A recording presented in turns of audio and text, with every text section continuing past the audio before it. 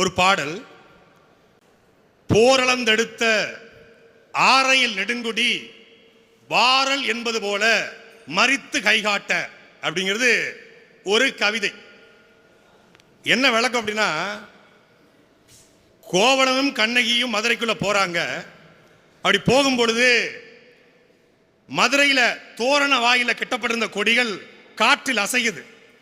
காற்றில் அசைஞ்ச உடனே கவிஞர் சிவதிகாரத்தை எழுதிய இளங்கோவடி சொல்றாரு, அவனுக்கு ஒரு சம்பவம் நிகழ்ந்துருது. கோவலனுக்கு முன்னாடியே அந்த கொடியெல்லாம் அசைஞ்சு நீ வராத அப்படிங்கிற மாதிரி கை காட்டுச்சு அப்படின்னு எழுதுறாரு.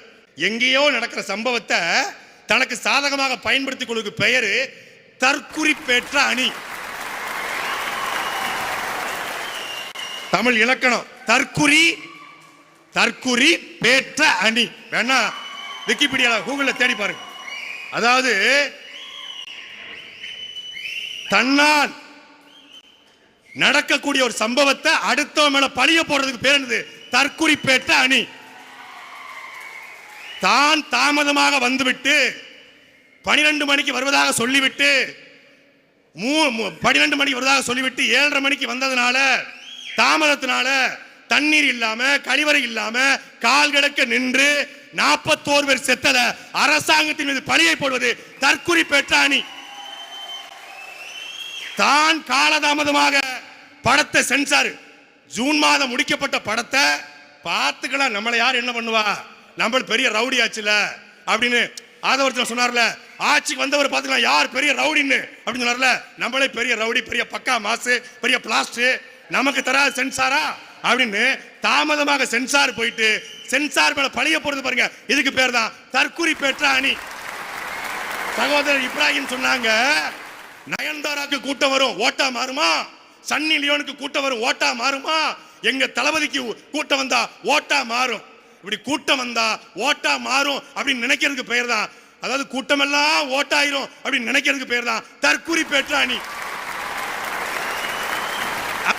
அவர் கேட்கிறாப்ல, ஈவேராவை திராவிட பிராமண கடப்பாறை கொண்டு உடைப்பன்னு சொல்றாரு. அன்னைக்கு பெரியார புகழ்ந்தாங்க, இன்னைக்கு பெரியார இகழ்ந்தாங்க. யாரு இவரு? யாரு? இந்த யோக்கிய வர சொம்பெடுத்து உள்ள வைம்பம்ல. எப்படி ஈவே ராமசாமி நாயக்கர் வந்து பெரியாரா மாறினாரு? அந்த போர்வை உங்களுக்கு ஏன் தேவைப்படுச்சு? சமூகத்துக்கு உழைச்சாரு, ஆயிட்டாரு. சமூகத்துக்கு உழைச்சி பெரியார் ஆயிட்டாரு ஈவேரா. அம்பேத்கர் தான் இருக்காரு, சுவாமி விவேகானந்தர், அப்துல் கலாம் எல்லாம் அவங்கெல்லாம் இருக்கும்போது தட்சணாமூர்த்தி கருணாநிதியா மாறுறாரு, கருணாநிதி கலைஞரா மாறுறாரு, இங்கே வந்து ராமசாமி பெரியாரா மாறுறாரு. அப்ப உங்க 2 பேருக்கு என்ன தேவை? ராமசாமி மட்டும் எப்படி பெரியார் ஆனாலும் போன மாசம் தான் கேட்டாப்ல. ராமசாமி எப்படி பெரியார் ஆனாலும் போன மாசம் கேட்டு இவரு கட்சி கரவேட்டினுடைய நிறத்தை மாத்திக்கிறதுக்காக ஆள் மாறலாம். நாங்கள் மாறல. ஆமாம், நாங்கள் பெரியாரை கொண்டாடினோம், பெரியாரை புகழ்ந்தோம், பெரியாரை பெருமையாக பேசினோம், பெரியாரை படிக்கிறதுக்கு முன்னாடி பேசணும், பெரியாரை மறு வாசிக்கு உட்படுத்தினோம். எப்பொருள் யார் யார் வாய் கேட்பினும் அப்பொருள் மெய்ப்பொருள் காண்பது அறிவு என்று எங்கள் பாட்டன் வள்ளுவன் சொன்னது போல பெரியாரை மறு வாசிப்புக்கு உட்படுத்தினோம். சகோதரர் கேள்விகளா கேட்டாங்க. வளசர வாக்கத்துக்கு சீமான் வந்து இந்த மாதிரி தம்பிகள் எல்லாம் வந்து வர சொன்னாங்கன்னு அவதூறு பரப்பக்கூடாது. வளசர வாக்கத்துக்கு வாங்க என்று அண்ணன் சீமான் அவர்கள் எந்த இடத்திலும் சொல்லல. ஒரு பொய் வழக்கில் அண்ணன் சீமான் அவர்களை முடக்க பார்த்தது இந்த ஆளும் அரசு. அது அந்த அடக்குமுறை எதிர்த்து, அந்த அநீதி எதிர்த்து தன்னெழுச்சியாக நாம் தமிழர் கட்சியுடைய தம்பிமார்கள் வந்தார்கள். எங்க அண்ணன் ஒன்னும் பயந்து நடுங்கி காவல்துறை கைது பண்ணிரும், காவல்துறை வந்து இது பண்ணிரும் அப்படின்னு பயந்து நடுங்கி துள்ள துடிக்க 41 பேர் செத்த போதும் கட்சிக்காரனை களத்தில் விட்டுட்டு ஓடி போகல எங்க அண்ணன் உங்களை மாதிரி. அதுவும் வடிவேல் சொல்றாருல, போலீஸ் ட்ரெயினிங்ல கூட யாரும் ஓடலடா, எடுத்தே மாதிரி ஒரு ஓட்டம் பனையூர்ல தான் போய் நின்ன. கரூர்ல இருந்து பனையூருக்கு ஓடி போன நீங்களா வளசர வாக்கத்தை பத்தி பேசலாமா? சரி, நான் வெளிப்படையா கேட்கிறேங்க, வெளிப்படையா கேட்கிறேன். யோ, ஆமக்கறி சாப்பிடாதவன் பேசுவான். இந்த ஆமக்கறி, இந்த மான் ஊறுகா நான் கொள்கை ரீதியா வைக்கிறேன். நீ இன்னும் நீ ஆமக்கறி மான் ஊறுகா ஆமக்கறி என்பது ஈழத்தை சாதாரண உணவு. அதெல்லாம் ஒரு விமர்சனம் கொள்கை ரீதியா வைக்க. விஜயினுடைய தாவேகாவுடைய கொள்கை என்ன? கொள்கை எதிரி யாரு? பாஜக. கொள்கை எதிரி பாஜக என்று அறிவித்துவிட்டு செப்டம்பர் 27க்கு பிறகு ஏன் அந்த பாஜகவை பக்கா மாசு விமர்சிக்கவே இல்லை? பதில் சொல்லுங்க. இப்பொழுது ஒரு பக்கம் சிபிஐ, ஒரு பக்கம் சென்சார், ரெண்டு பேரும் குடிமையை வச்சு பிடிச்சிருக்கான்.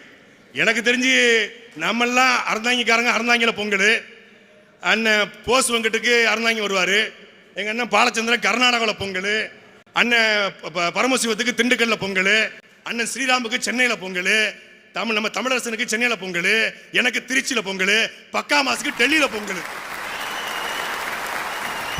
அது என்ன பொங்கல்? சாதா பொங்கல் இல்ல, சாதா பொங்கல் இல்ல, சிபிஐ பொங்கல். கையை கட்டி அடியும் உதையும் கலந்து வச்சா போக்கிரி பொங்கல். இது CBI Pongal. CBI Pongal surrender தான், சரண்டர் தான். இவங்கெல்லாம் நம்மளை கேள்வி கேட்கிறாங்க. நாம் தமிழர் கட்சிக்கு விழுகிற வாக்கை எந்த கொம்பாதி கொம்பனாலும் தடுக்க முடியாது. கடைசியா நம்ம போஸ் வெங்கட்டுக்கு சொன்னாங்க. போஸ் வெங்கட் நம்ம அண்ணன் வந்து சீமான் மேல பெரிய நீதிமன்றத்தில் மன்னிப்பு கேட்க ஆதாரத்தை கொடுத்தா இனி விஜயை பத்தி பேசதை விட்டுறேன். நீதிமன்றத்தில் சீமான் மன்னிப்பு கேட்ட ஆதாரத்தை கொடுத்தா இனி விஜயை பத்தி பேசதை விட்டுறேன். விஜயை பத்தி பேசினா ஒரு பொய் வழக்கு கொடுக்கப்படுது. அந்த வழக்கை மேல்முறையீடு கொண்டு போனதே நாம் தமிழர் கட்சி தான். அதாவது ஒரு நடிகை கொடுத்த பொய் வழக்க இவர் எவ்வளவு தரம் தாழ்ந்து போயிருக்காரு பாருங்க. தாவேக்காங்கிற கட்சி ஒரு தரங்கட்ட கேடுகட்ட கேவலப்பட்ட கட்சி என்பதற்கு ஒரு நடிகை நான் பேசட்டுமா? நான் பேசுற தாங்க மாட்டீங்க. நான் தனி மனித விமர்சனம் வேணாம்னு நினைக்கிறேன். இவர் சொல்றாரு ஒரு நடிகை கொடுத்த பொய் வழக்குல நாங்க அந்த வழக்கை ரத்து பண்ண டெல்லிக்கு போறோம்.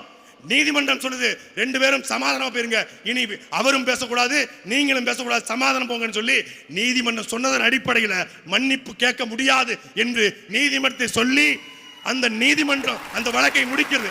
நாங்க போட்ட வழக்கை யாரும் கொண்டு போல, போய் பேசக்கூடாது. அப்புறம் அண்ணன் போஸ் வெங்கட் தான் பதில் சொல்ல நினைச்சேன். போஸ் வெங்கட் சொன்னாங்க 18 கோடி ரூபாய் தாரேன், நாம் தமிழர் கட்சி அறந்தாங்கில சீமா நின்று ஜெயிச்சிருவாரா? அண்ணே 18 கோடி வேணாம்னே, ஒரு 10 கோடி கொடுங்கண்ணே, பிப்ரவரி 21 திருச்சியில் மாநாடுன செலவு காசு இல்லாமல் இருக்கும் எங்களுக்கு. அண்ணன் நீங்க நினைக்கிற மாதிரி ஒரு தொகுதிக்கெல்லாம் 18 இல்ல, மொத்தமாவே 10 தான் தேவைப்படுது, மொத்த தமிழ்நாட்டுக்குமே. நீங்க உங்களை மாதிரி எங்களை வந்து நினைச்சிடாதீங்கன்னு, அப்படி கிடையாது. எங்களுக்கு பணம் கொடுக்காமலே எங்க ஆளு வந்து 24 நாள் வேலை பார்த்தான். டீ மட்டும் வேலை கொடுத்தா 30 நாள் தூங்காம வேலை பார்ப்பான். இந்த கவுண்ட் பண்ணி சொல்றாருல, டேய் 30 ரூபா கொடுத்தா போதும்டா, நானா 3 மணி நேரம் கண் முடிச்சு வேலை பார்ப்பேன். அது மாதிரி எங்க ஆளுங்க.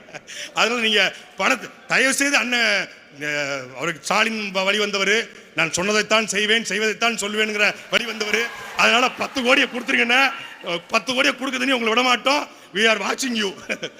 அதனால இந்த திருநெல்வேலி குறித்து சொன்னாங்க. திருநெல்வேலி ஒன்றும் தப்பு இல்லை, பிளாக்ல டிக்கெட் விற்கிறது தான் தப்பு. திருநெல்வேலி ஒன்றும் தப்பு இல்லை, மக்களுடைய வயிற்றுல அடிச்சு லாட்டரி சீட்டு வித்து அந்த காசுல வந்தவனை பொதுச்செயலாக வச்சிருப்பதா தப்பு. ஜனநாயகன் டிக்கெட்டை மதுரையில வெற்றி தியேட்டர்ல 180 ரூபாய் டிக்கெட்டை 1000 ரூபாய்க்கு வித்து ஏழைகளையும் வயிற்றுல அடிச்சு கட்சி நடத்துற கட்சி நாம் தமிழர் கட்சி அல்ல. என் அண்ணனுக்கு நான் உழைச்சு கொடுக்கிறேன்.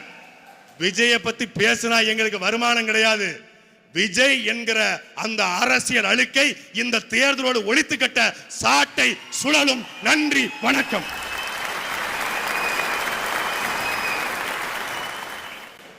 நன்றி சாட்டை துரைமுருகன்.